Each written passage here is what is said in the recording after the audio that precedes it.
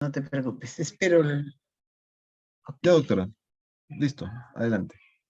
Ok, muy buenas tardes, estimados participantes, a esta segunda sesión con mi persona en el marco del sexto curso de manejo de intoxicaciones y envenenamientos. Y les voy a hablar ahora un resumen, un breve resumen sobre lo que es intoxicación por metales pesados, ¿no? Esta es una visión general sobre estas sustancias que ya vamos a ver cuáles son, quiénes son y por qué son llamados metales pesados. Como ayer les dije, este tema es muy importante en nuestro país porque es un tema transversal. Cuando ustedes ya estén ejerciendo, trabajando, no desde que vayan a lo que es su SUSERUMS, ustedes se van a topar con este problema a nivel nacional. Todas las regiones tienen algún metal o algunos metales en algunos casos que están circulando, ya sea por actividades antropogénicas, ¿no? Puede ser minería, industria, producción, etcétera, o también por presencia natural de estos elementos, de estas sustancias químicas. Debido a la geología, como también les dije ayer, la geología que nos indica que los suelos del Perú son suelos altamente minerales. Si tienen algún interés en conocer efectivamente los tipos de suelos, los tipos de rocas que tenemos, pueden ingresar a INGEMET y en el marco de INGEMET ustedes pueden entrar a la base de datos de GeoCatMin. Allí ustedes van a ver los diferentes suelos que tenemos y se van a hacer una idea de las posibles exposiciones que puede haber o por dónde puede haber presencia de manera natural, ¿no?, de estos minerales. Una muestra es las aguas termales, donde tenemos minerales. Otra muestra es en el Cusco, nuestra montaña de los 7 colores, que es lo único que hace cada color es mostrar diferentes minerales. Otra muestra en nuestras famosas, las papas que tenemos en el país, hay muchas, sobre todo de Sierra Central hacia el sur, con unos colores muy bonitos y sabores, y eso es justamente también producto de los minerales a que estamos expuestos como país. Entonces tenemos cosas buenas, cosas no tan buenas, derivadas de estas sustancias químicas.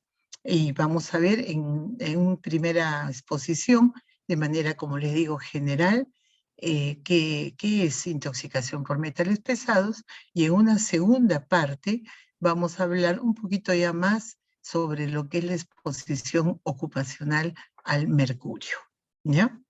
Bueno, entonces vamos a empezar. Cualquier pregunta al final o por el chat, por favor. Hablar de metales pesados es hablar de un conjunto de elementos metálicos y algunos de sus compuestos a los que se atribuyen determinados efectos de contaminación ambiental, efectos de toxicidad y también de ecotoxicidad, ¿no? Hay muchas fuentes que van a mencionar. Si ustedes se internan, entran a los buscadores, van a darse cuenta que hay mucha información. Tenemos también información del país, tenemos tesis, estudios en universidades y tenemos que este tema es multidisciplinario. Por lo tanto, vamos a encontrar que ingenieros, que biólogos, médicos, enfermeros se van a dedicar o pueden tener interés en estos temas, ¿ya? Entonces van a encontrar muchos estudios, investigaciones, van a encontrar también aplicaciones, van a encontrar también lo que es el problema que surgen por estas sustancias, sobre todo cuando ya existe la mano del hombre, cuando ya hablamos de ocupación o ya hablamos de lo que son los riesgos antropogénicos, es decir, originados por actividades del hombre. Entonces, con esta base, ¿no?, vamos a tener una amplia información y que ustedes van a poder en cualquier momento entrar a tenerla. lo que yo les aconsejo a los colegas cuando ya están en cualquier lugar o región del país es que ellos traten de informarse cuáles son estos metales o sustancias químicas que están circulando en donde están, en la jurisdicción que les compete, y entrar a buscar las fichas de seguridad, entrar a buscar dónde están resúmenes en salud pública, ¿no?, sobre estos metales. La mayoría elaborados por el CDC de Estados Unidos de Atlanta, elaborados también por lo que es la OMS, la OPS, la ATCDR, que es ya la oficina cuando hablamos de agentes cancerígenos, etcétera. Entonces sí van a poder encontrar mucha información sobre estos temas. Cuando hablamos de metales en el organismo, también tenemos que diferenciar aquellos metales que sí sirven para algo, llamados esenciales. Metales como el sodio, el potasio, calcio, fierro, cobre, magnesio, zinc, manganeso, cromo, que tienen una función determinada. El fierro en la hemoglobina, en el transporte del oxígeno. Lo que es el cobre en las enzimas y proteínas, la energía. Lo que es el zinc, cofactor de 200 enzimas para el desenvolvimiento normal. Lo que es el manganeso, lo que es cofactor de enzimas de los huesos y de lo que es la reproducción. Entonces, miren la importancia que está en conocer aquellos que son esenciales. Ahora, eso no implica que si hay un incremento inusual de ellos, puedan tornarse ya tóxicos. Y así vamos a tener a los que sí son catalogados de tóxicos, como el arsénico, aluminio, cadmio, níquel, mercurio, plomo, manganeso, zinc, cromo 6. Entonces, muchas veces la valencia es lo que los transforma y otras la concentración. Entonces, por ejemplo, el aluminio, cuando lo tenemos en exceso, actúa en las células postmitóticas y hay problemas neurológicos, y es justamente del que se habla como una posible causa del Alzheimer y de trastornos neurológicos.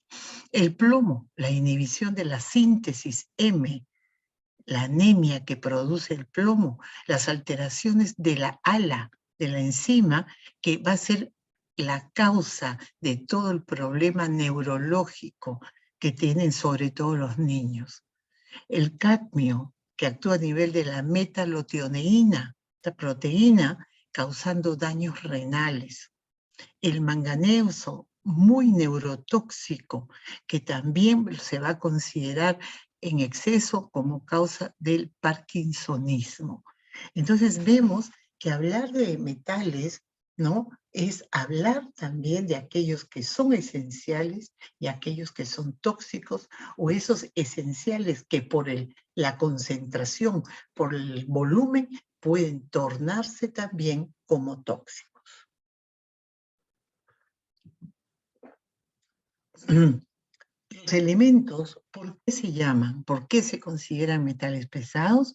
La referencia es su número atómico, ¿no? Y en símbolo vamos a tener este conjunto de metales, conjunto de sustancias químicas con estas características de acuerdo a su peso molecular, etcétera, donde tenemos berilio, aluminio, vanadio, cromo, manganeso, hierro, cobalto, todo este cuadrito, ¿no?, donde ya nos dicen que tenemos que tenerlos presentes cuando hablamos de metales pesados. Ahora, en nuestro medio, ¿qué se ha priorizado? Se ha priorizado el plomo, el mercurio, el cadmio y el arsénico. Los dos primeros quizá por su problema neurológico, porque afectan el sistema nervioso y eso ya nos da problemas desde el desarrollo, desde el feto hasta el niño, pudiendo haber problemas que llevan simplemente al problema en cuanto a su desarrollo intelectual y neurológico, con un pronóstico reservado. El mercurio igual, gran neurotóxico para la madre gestante, para el niño que van a nacer. El cadmio con sus problemas es cancerígeno y el arsénico también con sus problemas de cáncer y sus problemas neurológicos a nivel pulmonar y a nivel de piel. Entonces vamos a tener problemas, por lo tanto, esos se han priorizado. Bueno, y en el marco de estos, el arsénico que se considera un semimetal, ¿no? Pero con características varias de los metales. ¿Qué es la toxicidad? ¿Por qué estamos preocupados por estos químicos? Justamente por lo que es la toxicidad, esta capacidad inherente de un metal de producir efectos indeseables en sus diferentes formas químicas. Porque eso tiene que ver, no todos como los hemos visto en la tabla de Mendeleev, podemos leer y decir, este es tóxico, este no. No, va a depender también de en qué forma química se presente. Si es la valencia de repente como el arsénico, que tiene valencia 3 o valencia 5, siendo la 3 altamente tóxica, o como el cromo, valencia 3, que es poco tóxica, y valencia 6, que es sumamente tóxica. O otros que no interesa la valencia y son tóxicos. Entonces, ejemplo, el metal, el aluminio, que actúa a nivel del sistema nervioso central en los pulmones, el arsénico, ¿no? Que va a actuar en el sistema cardiovascular y también es un carcinógeno. El cadmio, que va a actuar, que es toxicodinamia, se va a dar en el riñón, en el hígado, en los pulmones, también con riesgo de cáncer. Entonces, de acuerdo a la forma química, podemos también tener diferentes efectos. Acá también tenemos más el plomo, sistema nervioso, sangre, riñones, quizá en los adultos más los riñones que en los niños, que más es el sistema nervioso, el cobre, hígado, riñón, pulmones, fiebre de humos metálicos, cromo también, piel, mucosa, riñón, hígado, y es un carcinógeno. Entonces nosotros donde estemos tenemos que preguntarnos, ¿tendremos alguna de estas sustancias químicas donde estamos trabajando o en las labores a que se dedica parte de la población? Porque ¿qué pasa si estamos en un lugar donde sobre todo hacen curtiembre? Donde tienen muchos lugares donde van a trabajar las pieles. ¿Qué van a usar ahí? Cromo. Y muchas veces los residuos son eliminados a fuentes de agua, con todas las consecuencias que puede haber en esa población. El manganeso igual, el mercurio. Entonces el mercurio yo tengo que saber de qué forma estoy hablando y eso lo vamos a ver. ¿Es el mercurio elemental? ¿Es las sales de mercurio? ¿Es el mercurio orgánico? Porque cada uno va a actuar de manera diferente. El níquel, el zinc, etc. Por eso les digo, la importancia cuando lleguen a algún lugar donde van a desarrollar su trabajo, preguntar, ¿qué se hace acá? ¿En qué trabaja la gente? ¿Qué actividades económicas hay? Ya sea formales o informales. ¿Qué tenemos acá? ¿A qué se dedican? ¿Al oro? ¿Hay minería informal? ¿Dónde están esos lugares? ¿Qué utilizan? ¿Usan el amalgama, el mercurio? Eso es lo que tienen que preguntar y de acuerdo a lo que ustedes ya van a identificar, tener los resúmenes en salud pública de esas sustancias químicas, para que desde ya cuando llegue una persona a su consultorio, ustedes ya puedan más o menos saber de dónde viene y a qué está expuesta esa persona, esa familia, esa comunidad.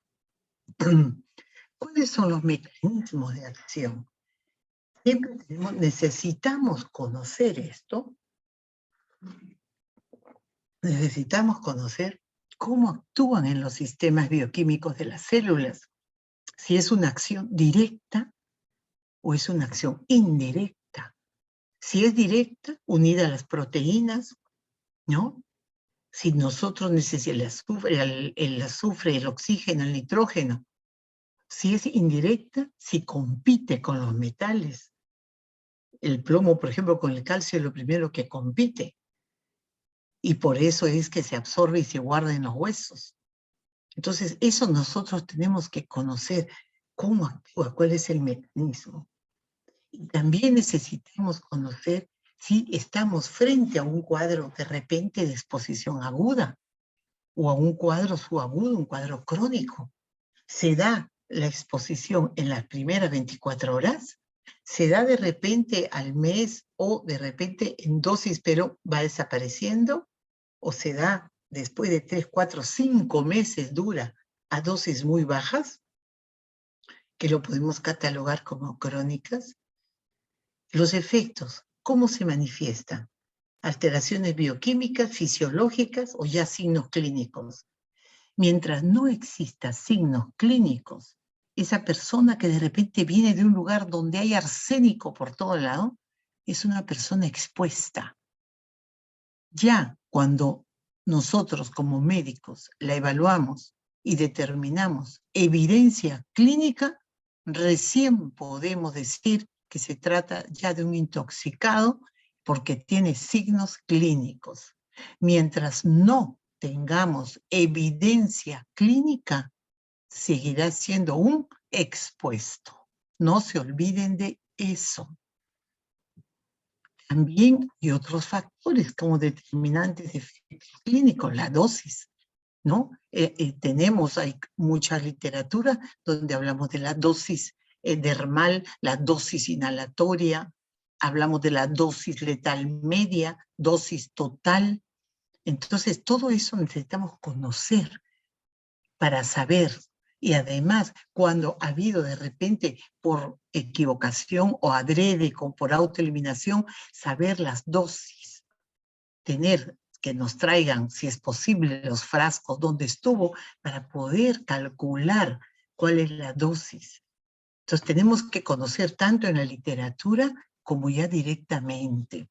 Las vías de absorción, las vías con que nos vamos a poner en contacto nosotros, va a ser la vía inhalatoria, donde desde ya ustedes tienen que pensar el riesgo es hacia el sistema nervioso central y hacia el sistema pulmonar.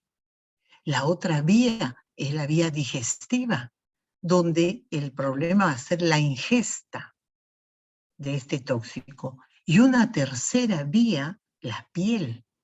Entonces, tenemos que tener muy en cuenta estas tres vías. Podrá haber otras, la mucosa de los ojos, la mucosa de los órganos, de algunos órganos, las punturas intravenosas, intramusculares, puede ser, pero no nos olvidemos de las principales vías de absorción: inhalatoria, digestiva y térmica.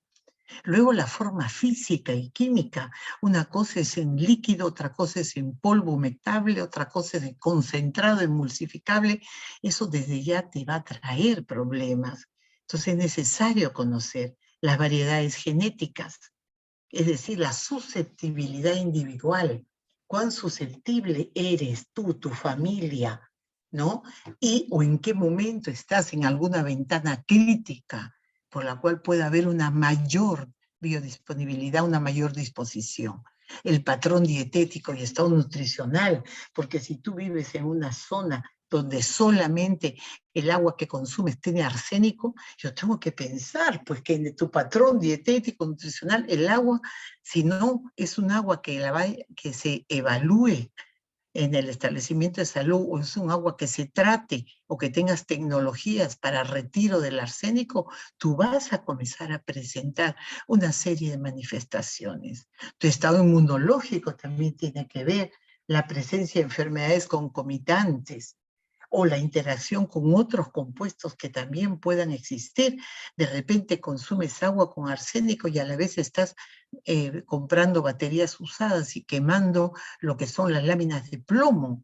O de repente te dedicas a la minería informal haciendo la amalgama y aparte de eso tienes las demás a través del agua con consumo de arsénico o el trabajo informal, la fundición clandestina.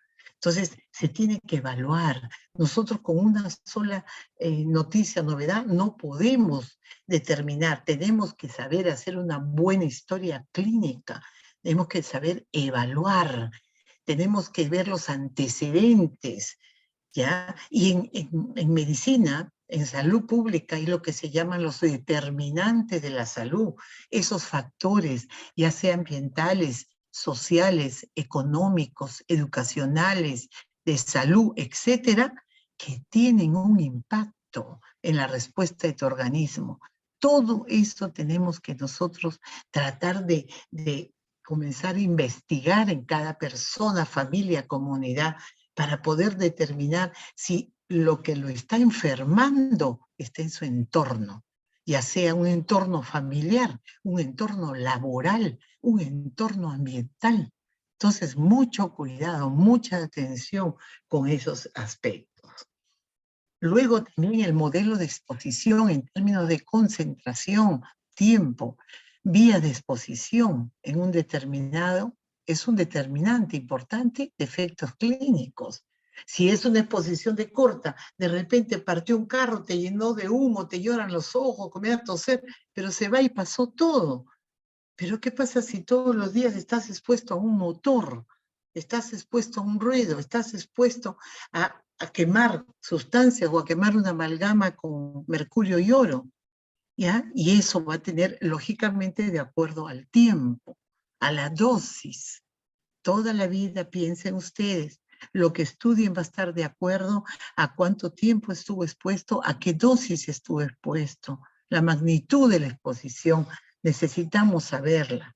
Y los efectos de ingestión son más a menudo vistos en ambientes domésticos. Sí, puede ser, ¿no? Tú desde el punto de vista laboral, ocupacional, generalmente esperas por inhalación, generalmente, pero más cuando es ingestión, sobre todo se da en ambientes familiares, pero no descarta que también se pueda dar en ambiente laboral. Tenemos que tener en cuenta las exposiciones a altas dosis en corto tiempo. Puede ser accidental, un niño que ve el pomo como de Coca-Cola y él jura, porque en la propaganda él ve el niño, él abre y toma. El niño no huele, el niño no saborea, el niño de frente se lo toma con todas las consecuencias que puede haber, ¿ya? O también cuando el adulto lo hace de manera consciente, digámoslo así, por una intención suicida, o cuando quiere también acabar con la vida de otra persona, desde el punto de vista de homicidio. Entonces tenemos que ver, tenemos que conocer cómo se dan estas manifestaciones en estas personas. Primero, ¿qué órgano es el afectado? Como le digo, ¿no? Hablamos de inhalación y nos imaginamos pulmones, pero si nos damos cuenta e inhalamos, ¿no? ¿Dónde va a ser el efecto primario? En cerebro, porque tenemos nosotros la lámina del etmoide, de este huesito, la lámina cribosa. Eso significa que los filetes olfativos pasan por estos huequitos. Y cuando uno inhala, lógicamente dices, uy, te choca, te da náusea, te da dolor de cabeza. ¿Por qué? Te mareas. Justamente porque por aquí va una velocidad supersónica hacia tu cerebro. Por eso las drogas las inhalan, porque tienen los efectos más rápidos. Entonces, antes de afectar el pulmón, ya le afectó el sistema nervioso. También puede haber una exposición prolongada a bajas dosis. Cuando consumimos alimentos o agua de pozo, que lo hacemos porque no tenemos otra fuente de agua, pero nadie te analiza el agua. Entonces tú no sabes lo que estás tomando, lo que podrías estar tomando. Entonces, ¿qué va a pasar? Esta cronicidad a baja dosis hasta que en un momento se manifieste.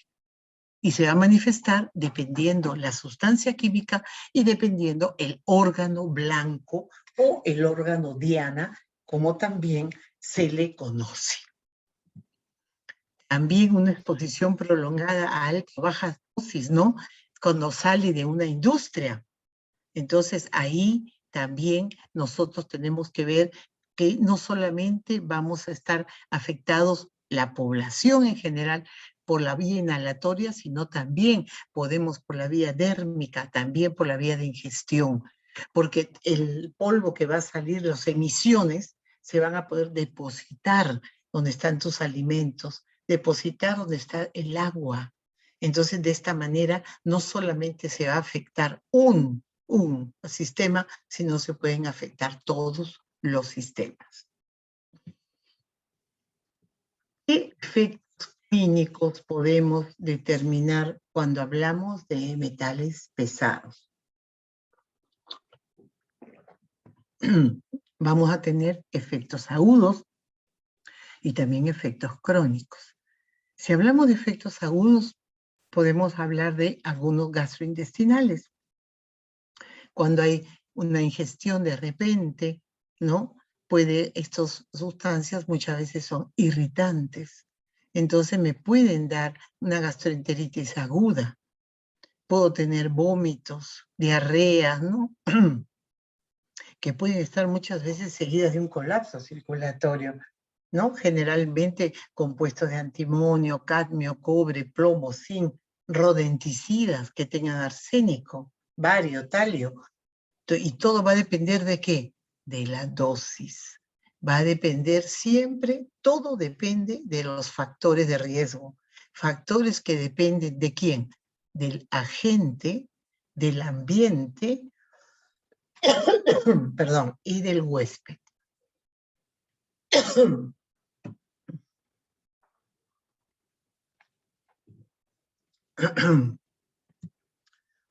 Debemos también tener diarreas sanguinolentas que nos pueden llevar a una colitis ulcerativa, generalmente las sales de mercurio, que son muy corrosivas, muy irritantes. Felizmente no tenemos contacto, es más ocupacional. O el cólico saturnino por plomo. Es un cólico que se va situando en fosa ilíaca derecha y simula muchas veces a una apendicitis, ¿no? Y esto se da en los que se dedican a reciclar baterías, luego les sacan las láminas con plomo y están quemando en su casa. Eso puede aparecerles a ellos. Luego podemos tener efectos respiratorios. Una neumonitis química, ¿no? Aguda, acompañada de edema pulmonar. Y esto lo puede ocasionar vapores de óxido de cadmio. El cadmio se usa mucho en industria y es un polvo blanco. Entonces puede haber, si no hay la protección, ¿no? de la vía respiratoria con respiradores, podemos tener vapores que van a ingresar. Igualmente el pentacloruro de antimonio, la arsina, este gas de arsina terrible, te mata en minutos. Vapores de berilio, hierro, litio, mercurio, los vapores de mercurio que te pueden producir diferentes cuadros clínicos que van a estar determinados por el tiempo de exposición y la dosis. También hay efectos cardiovasculares que podemos tener. Las arritmias, que pueden llegar hasta la fibrilación ventricular.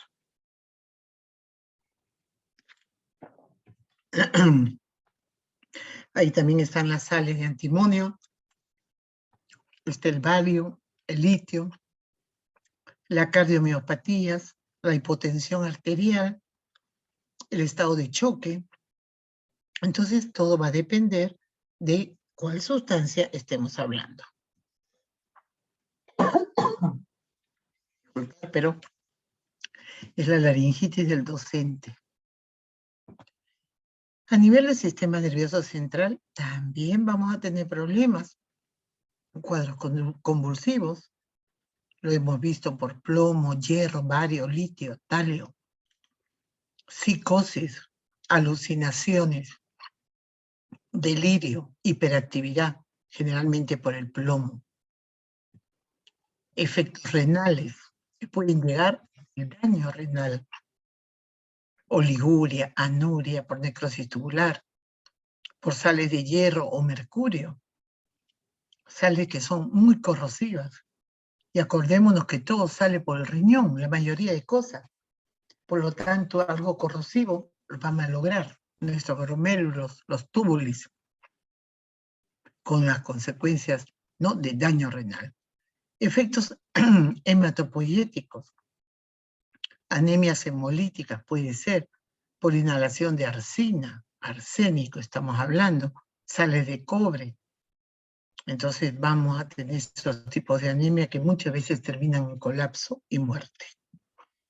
Así como hay efectos agudos, también vamos a tener efectos crónicos, ¿no? Efectos del sistema nervioso, sobre todo, que quizás sean lo que más nos va a llamar la atención.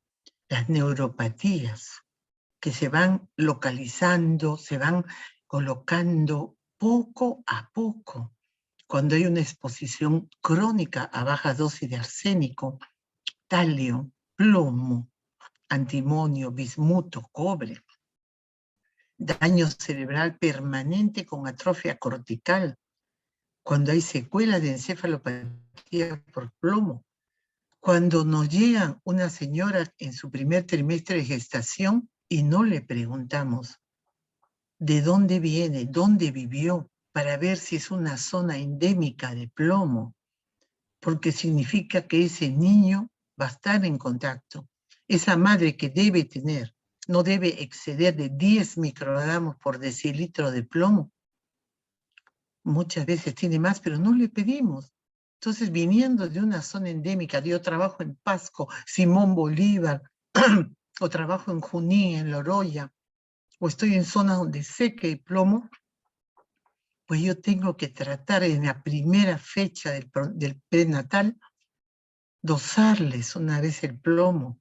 Si ese plomo me sale más de 10, muchas veces sale mucho más, yo tengo que pensar que ese niño va a necesitar calcio en algún momento.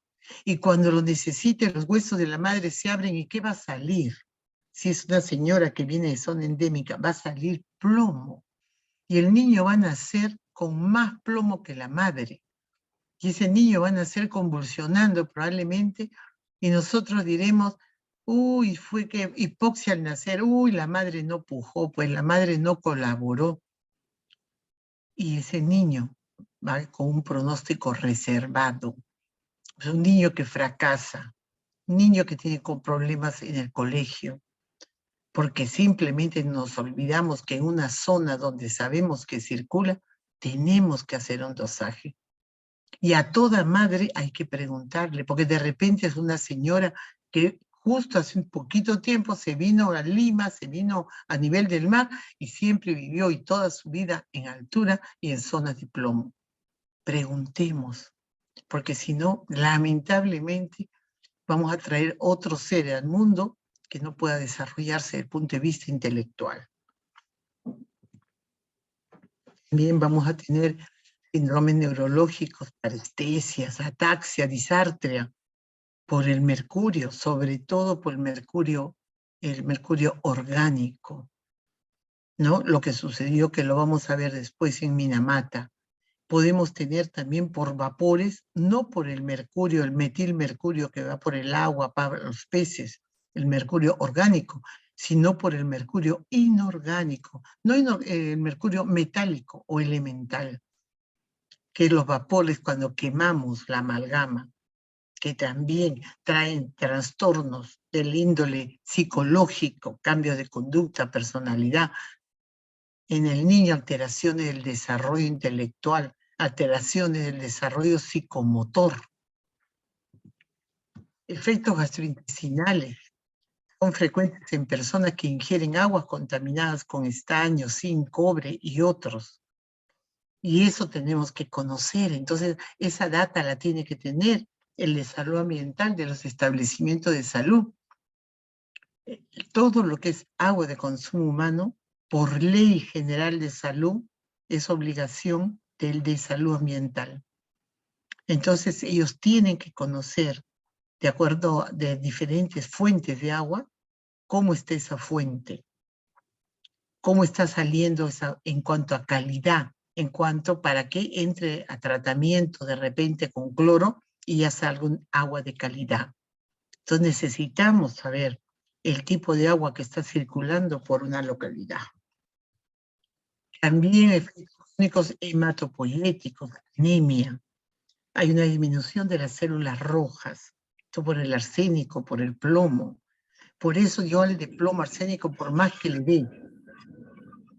dé chispitas y más chispitas que da el ministerio, no voy a lograr revertir lo que es la anemia. Lamentablemente no lo voy a lograr. El incremento de hematopoiesis dando origen a la policitemia también se puede producir sobre todo por cobalto. Si hablamos de riñones, tenemos que hablar de disfunción tubular renal.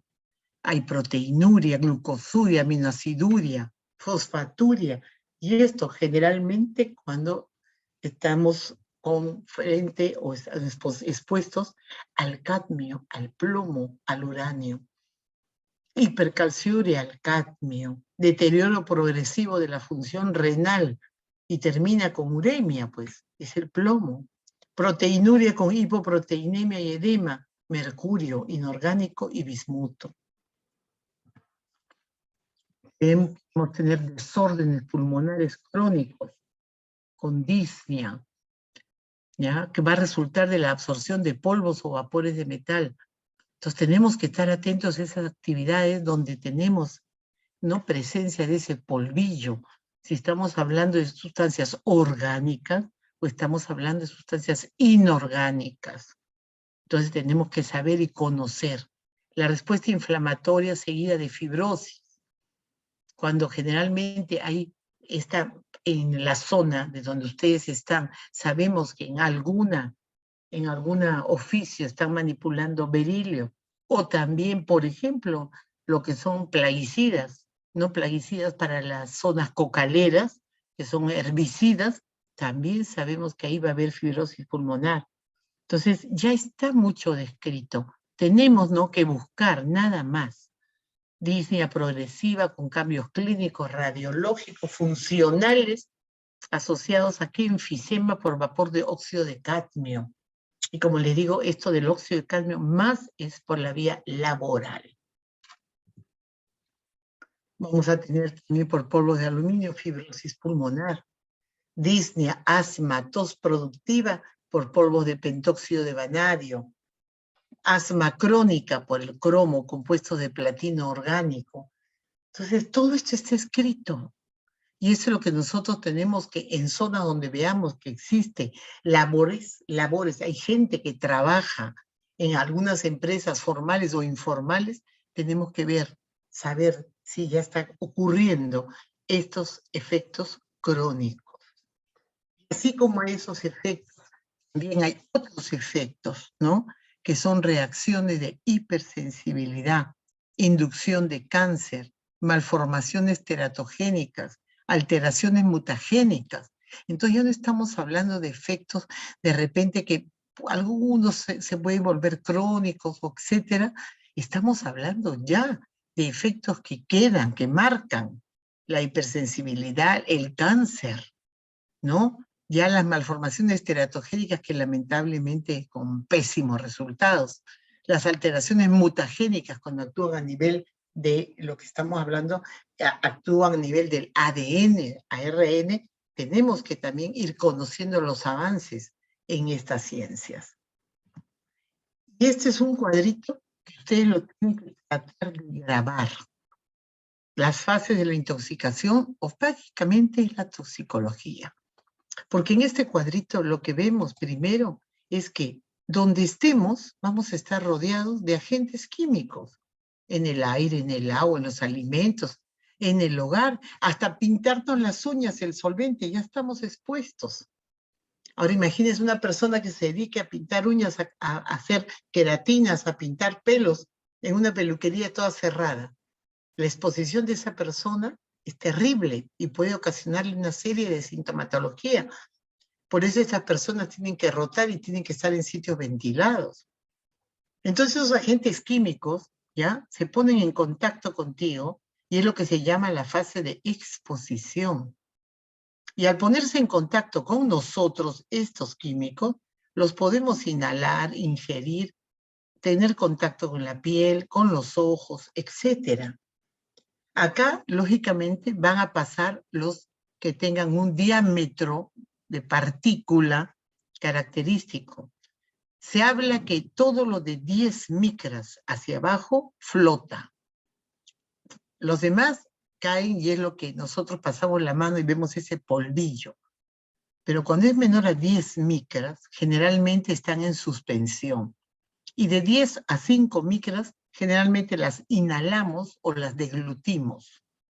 Pero las menores a 5 sí pasan a nuestros bronquios, menores de 2.5 a los bronquiolos, y menores casi a 1, estamos hablando de parénquima, de alveolos. Entonces ya se puede imaginar que lo que entra no va a salir.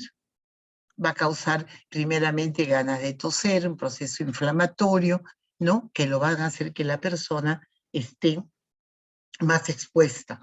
Entonces, esta primera etapa, que es la absorción, porque esta sustancia atraviesa las membranas, tanto la membrana del aparato digestivo, aparato respiratorio, sistema nervioso, etcétera, se inicia ahí lo que se llama la toxicocinética.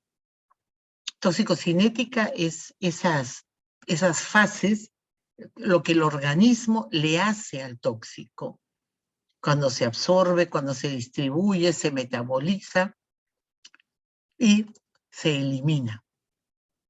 Eso es la toxicocinética, lo que el organismo le hace al tóxico. Entonces se absorbe, atraviesa membranas, no es tan fácil como está ahí, pero esto ayuda. Lo que sí les puedo decir, que las sustancias que más fácil atraviesan las membranas celulares son las sustancias con coeficiente de partición 1 o mayor de 1. ¿Y cuáles son estas sustancias? Las liposolubles. Las sustancias grasas atraviesan la membrana y son las más dañinas, las más tóxicas, porque van a ingresar rápidamente a la célula, no van a necesitar que las ayuden, no van a necesitar energía.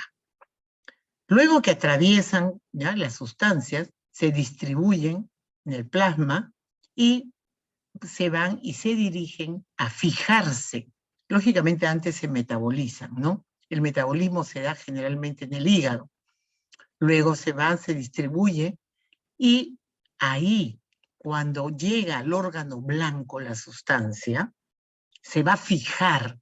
Esa fase se llama toxicodinámica, porque allí se da lo que el químico le hace al organismo. ¿Se acuerdan que le dije que toxicocinética es lo que el organismo le hace al tóxico? Absorción, distribución, metabolismo, fijación y eliminación. En cambio, la toxicodinámica se da justamente después de la fijación, cuando se fija en el órgano blanco y ejerce su acción, lo que el tóxico le hace al organismo. Toxicodinámica. Si ustedes agarran una posología de un antibiótico, ahorita en su casa, ustedes leen y se van a dar cuenta, cuando hablan de el mecanismo de acción, van a ver cómo la sustancia, ahí les van a poner, se va a fijar un tanto porcentaje y su acción libre es la que va a actuar. Mientras más acción libre, mejor actuación tenemos, ¿ya? Entonces tengamos eso presente. Y luego del efecto clínico, ya viene la eliminación, que es la última fase de la toxicocinética. ¿Y por dónde lo vamos a eliminar? Por todos los fluidos en concentraciones diferentes, ¿ya? Y de contar con laboratorios, tecnología punta, vamos a poder, de cualquiera de estos lugares, poder retirar una muestra. Entonces, no nos olvidemos, hablar de intoxicación es hablar de dos fases. La toxicocinética, que es lo que le hace, ¿no? Lo que le hace el organismo al tóxico, y la toxicodinámica es lo que el tóxico le hace al organismo. No nos olvidemos de eso. ¿Y qué hacemos cuando la persona está con la presencia con estos metales, tiene evidencia clínica, se ha hecho la evaluación médica y tiene evidencia clínica? ¿Qué podemos hacer? Justamente uno de los caminos para disminuir la concentración de metales tóxicos es el uso de quelantes. ¿Qué significa quelantes? Como dice ahí, quelar, quele, garra, pinza. Es como el quelante agarra con la pinza, ¿no? A este quelante, perdón, a esta sustancia química o este metal pesado, seamos más concretos, y lo va a retirar. Esa es la función del quelante. Hay muchas muertes al año, están viendo ahí, eso lo dice la OPS, aproximadamente 4,9 millones por exposición ambiental y a un manejo inapropiado de sustancias químicas, ¿ya? Y entre estas sustancias químicas tenemos los metales. Entonces, la quelación, que es el tratamiento que así se denomina en metales, es la capacidad de la unión del quelante al metal tóxico. Y esto se hace con quelantes endógenos. ¿Cuál es el quelante ideal? Es aquel que tiene una alta afinidad por el metal tóxico, es aquel de baja toxicidad, es aquel de farmacocinética apropiada o de formación de quelato con rápida eliminación. Lastimosamente, hasta el momento no existe el quelante eficaz. Siempre tiene efectos secundarios. Por eso, si ustedes llegan a un momento en que lo tengan que usar, expliquen a la familia, a las personas, ¿no? De la personita, el paciente que van a quelar, háganle ver que, sobre todo, firmar un consentimiento informado, porque se ha visto muchas muertes cuando se usa no de manera correcta el quelante. Hay varios quelantes, ahí están, ¿no? Por ejemplo, del plomo, el VAL, el EDTA, y el VAL y el EDTA están en el petitorio de Digemit, lo tenemos, solo que nunca hay, pero lo está. El cadmio, por ejemplo, el EDTA, el DEMSA, y así van a encontrar ustedes en la literatura algunos de estos metales, ¿no?, que producen intoxicación y que se puede usar como quelantes. Les he dejado escrito más o menos cada quelante, ¿no? De qué se trata. El EDTA se usaba mucho, pero con muchos efectos colaterales, ¿no? Entonces, algunos de ellos ya se han ido dejando de usar. Y esto, por ejemplo, se usaban solamente de vía intravenosa, ¿ya? En la oral no lo hacían. Entonces, ¿cuál es el principal problema de este EDTA? Que afecta el calcio de la sangre. El VAL, que sí lo tenemos en el petitorio, ya sin embargo se dejó de usar por bastantes efectos adversos. Y era difícil de administrar, porque hay que poner bien profunda la inyección, porque se hace con aceite de maní. Y eso hay muchos que son alérgicos al maní.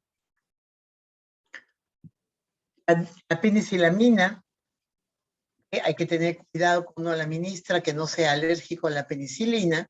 Se usa en algunos casos de mercurio, ¿ya? Pero siempre todos estos quelantes los tienes que dar estando tú ahí, cuidando, ¿no? Viendo las diferentes reacciones que puedan darse en la persona, ¿ya?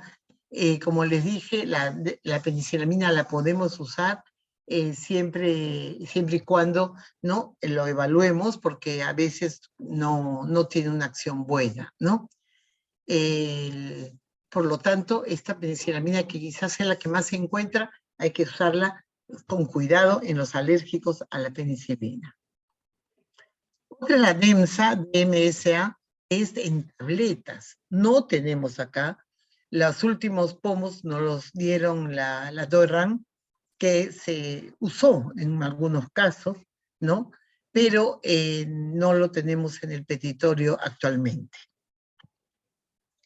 Hay DEMSA, su presentación, su dosificación, ¿no? 10 miligramos cada 8 horas durante 5 días seguidos, con 10 miligramos, ¿no?, por kilo, 12 horas durante 2 semanas.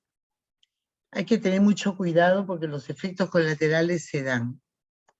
Hemos estado revisando estos quelantes, y a veces es mejor tratar, si es que no está con convulsiones que no paran, con riesgo de su vida, ahí sí tratar de usar. Pero si no es así, a veces con una hidroterapia, ¿no?, sus líquidos, su alimentación adecuada, alejamiento de la fuente, nos ha ido muy bien, ¿ya? Muy bien. Entonces, no todo lo solucionas con quelantes. Tienes que tener criterio médico para saber cuándo lo debas utilizar. porque hay efectos adversos. Algunas veces transitorios por otros reversibles. Moderado aumento de transaminasa, reacciones cutáneas, neutropenia leve, molestias, tratamientos prolongados de disminución del zinc y del cobre. O sea, no es algo suave que podamos dar, no, tiene bastantes efectos colaterales. En conclusión, la terapia de quelación en la intoxicación por metales se considera generalmente útil y recomendada en muchos casos. Sin embargo, esta como recomendación se fundamenta en una evidencia clínica baja. El DEMSA y el DMPS han mostrado ser eficaces, ¿sí? Ya se ha solicitado varias veces, pero no lo tenemos todavía. Ahora se presentan como opciones seguras de los quelantes clásicos. Sí, nuestros quelantes clásicos son bastante delicados, hay que tener mucho cuidado si uno quiere usarlos, con ventajas de conveniencia. Los muy limitados, con datos muy limitados tenemos el DEMSA y el DMPS, constituyen opciones a tener en cuenta en intoxicación por otros metales, ¿no? Arsénico, el estroncio, el cobalto, así como en tratamiento de la enfermedad de Wilson. Bueno, entonces en estas primeras 50 minutos hemos hablado en general de cuáles son los síntomas tanto agudos como crónicos que pueden presentarse en lo que es las intoxicaciones con metales pesados. Hay algo muy importante que tienen que grabar ustedes. Para hacer el diagnóstico, si solo me fijo en el síntoma, ustedes se habrán dado cuenta que eso puede corresponder a muchas patologías. Cuando yo quiero hacer un diagnóstico, porque sospecho que hay un metal pesado que está ahí circulando, tengo que tener primero la evidencia epidemiológica, ¿no? De que está circulando ese químico en la zona donde yo estoy trabajando, evaluando a estas personas. No puede haber sintomatología y dar diagnóstico si no tengo el antecedente, la fuente, de dónde viene. No se olviden eso. Para hacer el diagnóstico necesito el dato epidemiológico de que está circulando tal o cual metal. Necesito la evidencia clínica al examen médico por el colega y necesito la respuesta, ¿no? Para de tomar una actitud de qué voy a hacer. Pero como les dije, solo el síntoma, no. La triada, antecedente, clínica y laboratorio, no se olviden eso jamás.